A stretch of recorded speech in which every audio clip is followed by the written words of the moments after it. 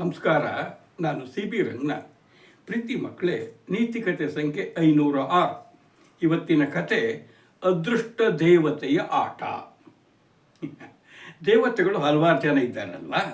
ಒಂದ್ಸಲ ಏನಾಗಿದೆ, ಈ ಧನ ದೇವತೆ ಮತ್ತು ಅದೃಷ್ಟ ದೇವತೆ ಇಬ್ಬರು ಸಹಿತ ಭೂಲೋಕದ ಕಡೆಗೆ ಬರ್ತಾ ಇದ್ದಾರೆ. ಇಬ್ಬರಿಗೂ ಸ್ಪರ್ಧೆ, ನಾನು ಹೆಚ್ಚು ಅಂತ. ಆಗ ಧನದೇವತೆ ಹೇಳಿದ್ಲು, ನೋಡು, ಈ ಜಗತ್ತಿನಲ್ಲಿ ನಾನೇ ಹೆಚ್ಚು ಮಹತ್ವ ಉಳ್ಳವಳು. ನಾನು ಮನಸ್ಸು ಮಾಡಿದರೆ ಎಂಥ ಭಿಕಾರಿಯನ್ನು ಸಹಿತ ನನ್ನ ಅನುಗ್ರಹದಿಂದ ಅವನು ಶ್ರೀಮಂತನನ್ನು ಮಾಡಿಬಿಡ್ತೇನೆ ಅಂತ. ಆಯಿತು, ನಿನ್ನ ಮಕ್ಕ ನಿನ್ನ ಮಾತಿಗೆ ಇಲ್ಲ ಅನ್ನಲ್ಲ, ಆದರೆ ಬಾಯಲ್ಲಿ ಹೇಳ್ದಂಗಲ್ಲ. ನೀನೇನೋ ಯಾರೇ ಬಡವನಿಗಾದ ನಿನ್ನ ಅನುಗ್ರಹದಿಂದ ಅವನನ್ನು ಶ್ರೀಮಂತನಾಗಿ ಮಾಡ್ತೀಯ, ಸಂಪತ್ತು ಬರುತ್ತೆ. ಆದರೆ ನನ್ನ ಅನುಗ್ರಹ ಇಲ್ಲದೆ ಇದ್ದರೆ ನೀನು ಕೊಟ್ಟಿದ್ದು ಅವನಿಗೆ ದಕ್ಕೋದೇ ಇಲ್ಲ ಅಂತ ಹೇಳಿಲ್ಲ. ಇಬ್ಬರಿಗೂ ವಾದ ವಿವಾದ ಬೆಳೀತು. ಆಯಿತು, ಹೆಂಗೂ ಭೂಲೋಕಗಳಿಗೆ ಹೋಗ್ತಾ ಇದ್ದೀವಲ್ಲ, ಇದನ್ನು ಪರೀಕ್ಷೆ ಮಾಡಿಬಿಡೋಣ. ನೋಡಲ್ಲಿ ಯಾವನ ಬರ್ತಾ ಇದ್ದಾನೆ ಕೊಡ್ಲಿಗೆ ಹಿಡ್ಕೊಂಡು, ಅವನು ಬಡವ. ಅವಾಗ ಧನದೇವತೆ ಹೇಳಿದ್ಲು, ನೋಡು, ನನಗೆ 3 ಅವಕಾಶ ಕೊಡು. ಅವನಿಗೇನು ಮಾಡ್ತೀನಿ, ಅವನ ಬಡತನ ಹೋಗಿ ಶ್ರೀಮಂತನನ್ನು ಮಾಡಿಬಿಡ್ತೀನಿ ಅಂದ್ಲು. ಆಯಿತು, ನೋಡೋಣ. ನೋಡು, 3 ಅವಕಾಶ ಆದ ಮೇಲೆ ನನ್ನ ಅವಕಾಶ ಬರುತ್ತೆ. ನೀ ಸೋತ್ರೆ ನಾನು ನನ್ನ ಅನುಗ್ರಹದ ಪರಿಣಾಮ ಏನು ತೋರಿಸ್ತೀನಿ ಅಂದ್ಲು. ಇಬ್ಬರಿಗೂ ಮಾತುಕತೆ ಆಯಿತು. ಅಲ್ಲೇನಾಗಿದೆ, ಹತ್ತಿರದಲ್ಲಿ ಒಂದು ದೊಡ್ಡ ಊರಿದೆ, ಸೋಮನಹಳ್ಳಿ ಅಂಥೇಳಿ. ಅಲ್ಲಿರೋನೇ ನಮ್ಮ ಸೋಮಪ್ಪ.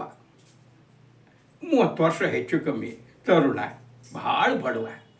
ಅಪ್ಪಿಲ್ಲ ಅಂಬಿಲ್ಲ, ಒಂದು ಗುಡಿಸ್ಲು ಹಾಕ್ಕೊಂಡು ಇದ್ದಾನೆ. ಅವನ ಕೆಲಸ ಏನು, ಕೊಡ್ಲಿ ಇದೆ. ಸೀದಾ ಕೊಡ್ಲಿ ತೊಗೊಂಡು ಕಾಡಿಗೆ ಬರೋನು. ಒಣಗಿದ ಕಟ್ಟಿಗೆಗಳನ್ನೆಲ್ಲ ಕಡಿದು ಒಂದು ದೊಡ್ಡ ಹೊರೆ ಕಟ್ಕೊಂಡು ತೊಗೊಂಡು ಹೋಗಿ ಊರಲ್ಲಿ ಮಾರಾಟ ಮಾಡೋನು. ಮಾರಾಟ ಮಾಡಿದರೆ ಏನು, ಅವನ ಹೊರಗೆ ₹1 ಅಷ್ಟೆ ತೊಗೊಳ್ತಿದ್ದೀನಿ. ಅವತ್ತಿನ ಕಾಲ ಬಹಳ ಹಾಗೆ ಇತ್ತು. ₹1 ಮಾರಾಟ ಆಗ್ಬಿಟ್ರೆ ಅವನಿಗೆ ಸಂತೋಷ. ಒಂದು 4 ಆಣೆ ಕೊಟ್ಟು ಅಕ್ಕಿ ತೊಗೊಳ್ತಿದ್ದ, ಇನ್ನೂ 4 ಆಣೆಗೆ ಹಾಲು ಮೊಸರು ತೊಗೊಳ್ತಿದ್ದ, ಇನ್ನೂ 4 ಆಣೆಗೆ ನೀನು ತರಕಾರಿ ಹಣ್ಣು ತೊಗೊಳ್ತಿದ್ದ, ಇನ್ನೊಂದು 4 ಆಣೆ ಇಟ್ಕೊಂಡಿರೋನು, ಏನು ಬೇಕಾದ್ರೂ ತೊಗೊಳ್ಳೋನು. ಅಷ್ಟಾದರೆ ಅವನು ಸಂತೃಪ್ತಿ. ಅವನ ದುರಾದೃಷ್ಟಕ್ಕೆ ಕಟ್ಟಿಗೆ ವ್ಯಾಪಾರ ಆಗದೇ ಇದ್ದರೆ ಅವತ್ತೇನಿಲ್ಲ, ಉಪವಾಸ ನೀರು ಕುಡ್ಕೊಂಡೆ ಮಲಗಬೇಕಿತ್ತು. ಹೀಗಾಗಿ ಬಹಳ ಕಷ್ಟದಲ್ಲಿದ್ದ. ಹರಕೆ ಬಟ್ಟೆ ಇವ್ರು ಕೊಟ್ಟಿದ್ದ ಬಟ್ಟೆ ಹಾಕ್ಕೊಡ್ತಿದ್ದ. ಅವನು ದುಡ್ತಿದ್ರಲ್ಲ, ಅವತ್ತಿಂದ ಅವತ್ತಾಗಬೇಕಾದ್ರೆ ಬಟ್ಟೆಗೆ ಎಲ್ಲಿ ತರ್ಬೇಕಪ್ಪ, ಹಿಂಗಿತ್ತು.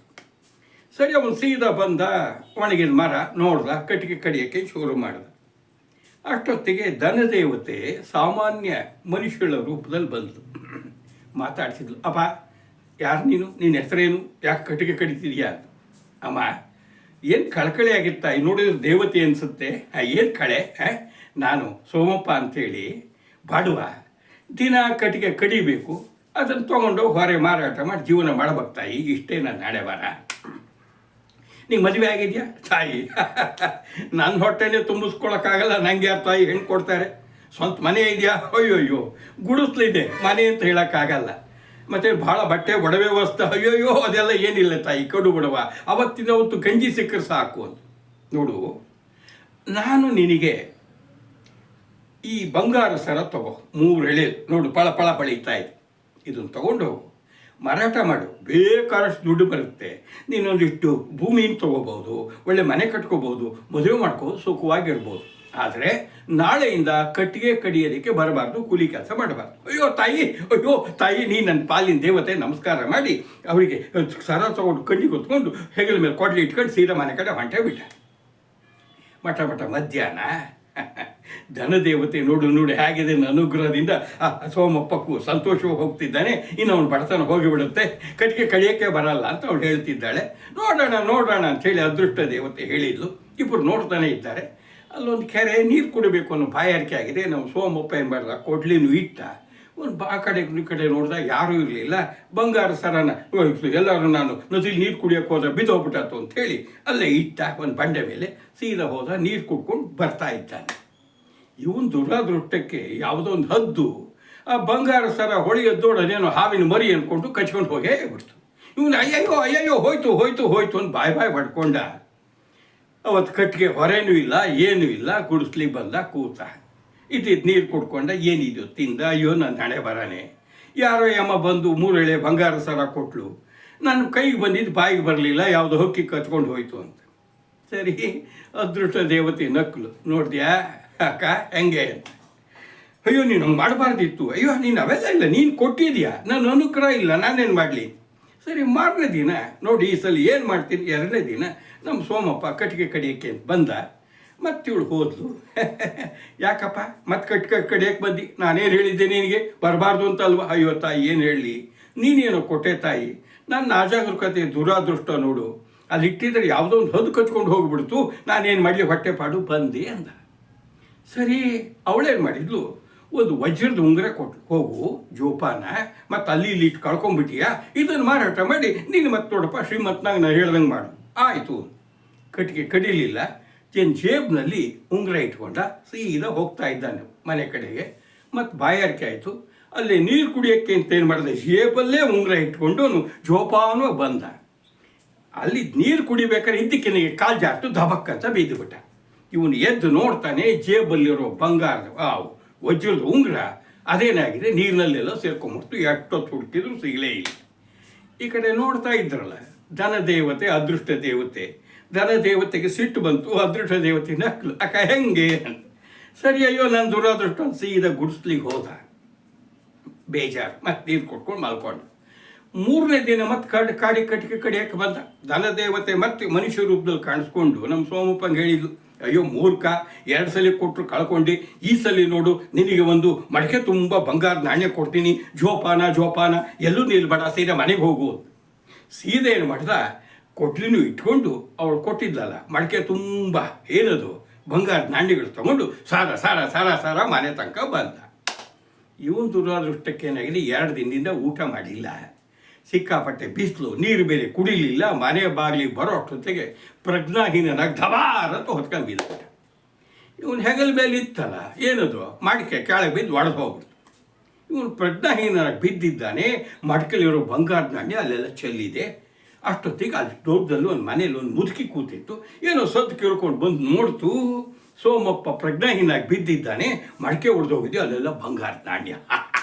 ಅಯ್ಯೋ ಯಾರಿಗುಂಟು ಯಾರಿಗಿಲ್ಲ ಅಂಥೇಳಿ ಒಂದು ಬಟ್ಟೆ ತಗೊಂಬಂದು ಆ ಕಡೆ ಯಾರೂ ಇರಲಿಲ್ಲ, ಬಂಗಾರದ ನಾಣ್ಯ ಎಲ್ಲ ಕೊಟ್ಕೊಂಡು ಸೀದಾ ಮನೆಗೆ ಹೋಗಿ ಗುಟ್ಟಾಗಿ ಇಟ್ಕೊಂಡು ಮನೆ ಬಾಗಿಲು ಹಾಕೊಂಡು ಕುತ್ಕೊಂಡ್ಬಿಡ್ತು. ಇವನು ಎಷ್ಟೋ ಹೊತ್ತಾದ್ಮೇಲೆ ಪ್ರಜ್ಞೆ ಬಂತು, ನೋಡ್ತಾನೆ ಮಡಕೆ ತುಂಡಿದೆ ಹೊರತು ಒಂದು ಬಂಗಾರದ ನಾಣ್ಯನೂ ಇಲ್ಲ. ಅಯ್ಯೋ ನನ್ನ ಅದೃಷ್ಟನೇ ಅಂತೇಳಿ ಬೈಕೊಂಡ. ರಾತ್ರಿ ಮತ್ತು ಉಪವಾಸ, ನೀರು ಕೊಡ್ದ, ಮಲಗ್ದ. ನನಗೆ ಯಾಕೋ ಇದೇನು ಆಗಲ್ಲ, ನಾನು ಹಣೆ ಬರ ಇಷ್ಟೇ ಕಟ್ಟಿಗೆ ಮಾಡಿಕೊಂಡೆ ನಾನು ಜೀವನ ಮಾಡಬೇಕು ಅಂದ್ಕೊಂಡ್ಬಿಟ್ಟ. 4ನೇ ದಿನ ಹೋಗಿದ್ದಾನೆ. ಧನದೇವತೆಗೆ ಅಯ್ಯಯ್ಯೋ ನಾನು ಏನು ಮಾಡಿದ್ರು ಇವನಿಗೆ ಶ್ರೀಮಂತನಾಗ್ತಾ ಇಲ್ಲಲ್ಲ ಅಂತ ಒದ್ದಾಡಿದ್ಲು. ಅಕ್ಕ ನೋಡು, ನೀನು ಮಾಡ್ದಂಗೆ ಮಾಡಿದರೆ ಆಗಲ್ಲ, ನನ್ನ ಅನುಗ್ರಹನೂ ಬೇಕು, ಯೋಚನೆ ಮಾಡಬೇಡ. ನಿನ್ನ ಪ್ರಯತ್ನ ಮುಗಿದಿದೆ, 3 ಅವಕಾಶ, ಇವತ್ತು ನಾನು ಒಂದೇ ಅವಕಾಶದಲ್ಲಿ ಆತನಿಗೆ ಹೇಗೆ ಶ್ರೀಮಂತ ಮಾಡ್ತೀನಿ ನೋಡು. ಸರಿ ಅಂತ ಅವಳು ಸಾಮಾನ್ಯ ಹೆಂಗಸಿನ ರೂಪದಲ್ಲಿ ಬಂದಳು. ಏನಪ್ಪ ನಿನ್ನ ಹೆಸರು? ಅಮ್ಮ ನಾನು ಸೋಮಪ್ಪ ಅಂತ ಹೇಳಿ. ಹೌದಾ, ಮತ್ತೇನು ಮಾಡ್ತಾ ಇದೆಯಾ? ಇಲ್ಲಿ ಕಟ್ಟಿಗೆ ಕಡಿತಾ ಇದ್ದೀನಿ. ಹೌದಾ, ಭಾಳ ಒಳ್ಳೆಯದು, ಕಟ್ಟಿಗೆ ಕಡ್ದಾಯ್ತಾ? ಆಯ್ತಮ್ಮ, ನೋಡು ಒಂದು ಹೊರೆ, ಎಷ್ಟಪ್ಪ ಒಂದು ಹೊರೆಗೆ? ಅಮ್ಮ 1 ರೂಪಾಯಿ. 1 ರೂಪಾಯಿ ಏನು ಮಾಡ್ತೀಯಾ? ಅಮ್ಮ ಏನು ಮಾಡಲಿ, ನೀವು ಕೊಟ್ಟರೆ 1 ರೂಪಾಯಿ ತೊಗೊಂಡು 4 ಆಣೆ ಅಕ್ಕಿ ತೊಗೊಳ್ತೀನಿ, 4 ಆಣೆಯಲ್ಲಿ ಹಾಲು ಮೊಸರು ತೊಗೊಳ್ತೀನಿ, 4 ಆಣೆ ತರಕಾರಿ ಮೆಣಸಿನ್ಕಾಯಿ ಅವೆಲ್ಲ ತೊಗೊಳ್ತೀನಿ, ಇನ್ನೊಂದು 4 ಆಣೆ ಇಟ್ಕೊಂಡಿರ್ತೀನಿ, ಬೇಕಾದ್ರೆ ಏನಾದ್ರು ತುಪ್ಪ ಗಿಪ್ಪ ಸಿಕ್ಕರೆ ತೊಗೊಳ್ತೀನಿ. ಸರಿಯಪ್ಪ ಅಂತೇಳಿ 1 ರೂಪಾಯಿ ಕೊಟ್ಟುಬಿಟ್ಲು. ಹೊರೆ ತಗೋ ನೀ ನಡಿ ಎಂದ್ಲು. ಇವನು ಕೊಡ್ಲಿ ಹೆಗಲ ಮೇಲೆ ಹಾಕ್ಕೊಂಡು ಸೀದಾ ಮಾರ್ಕೆಟ್ಟಿಗೆ ಹೋದ. ಎಲ್ಲ ಪದಾರ್ಥ ತಗೊಂಡು ಸೀದಾ ಮನೆಗೆ ಬಂದ. ಅಡುಗೆ ಮಾಡಬೇಕು, ನೋಡ್ತಾನೆ ಇವನೇ ಕಟ್ಟಿಗೆ ಕಡಿಯೋನು, ಒಂದು ತುಂಡು ಕಟ್ಟಿಗೆನೇ ಇಲ್ಲ. ಮಡಿಕೆ ಪಡಿಕೆ ಎಲ್ಲ ಇದೆ, ಅಕ್ಕಿ ಇದೆ, ದವಸ ಧಾನ್ಯ ತರಕಾರಿ ಎಲ್ಲ ಇದ್ದ. ಇವನು ಬರ್ತಾ ಇರಬೇಕಾದ್ರೆ ಏನಾಗಿತ್ತು, ಕೆರೆ ದಡದಲ್ಲಿ ಯಾವನೋ ಮೀನು ಮಾರೋನು ಇದ್ದ. ಇವನು ಇವೆಲ್ಲ ತೊಗೊಂಡಾಗ ಏನಾಗಿತ್ತು, ಅಕ್ಕಿ ದವಸ ಧಾನ್ಯ ತೊಗೊಂಡಾಗ 12 ಆಣೆ ಖರ್ಚಾಗ್ಬಿಟ್ಟಿತ್ತು, ಇನ್ನೂ 4 ಆಣೆ ಉಳಿದಿತ್ತು.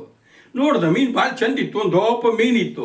ಸಣ್ಣ ಮೀನಿಗಾದರೆ 2 ಆಣೆ, ದೊಡ್ಡ ಮೀನಿಗೆ 4 ಆಣೆ ಅಂತ ಹೇಳಿದ್ದ ಬೇಸ್ತ. ಇವು 4 ಆಣೆ ಕೊಟ್ಟು ದೊಡ್ಡ ಮೀನು ತಗೊಂಬಂದಿದ್ದಾನೆ. ಇವೆಲ್ಲ ಅಡುಗೆ ಮಾಡಿ ಊಟ ಮಾಡಬೇಕಾದ್ರೆ ಏನಾಗಬೇಕು, ಕಟ್ಟಿಗೆ ಬೇಕು.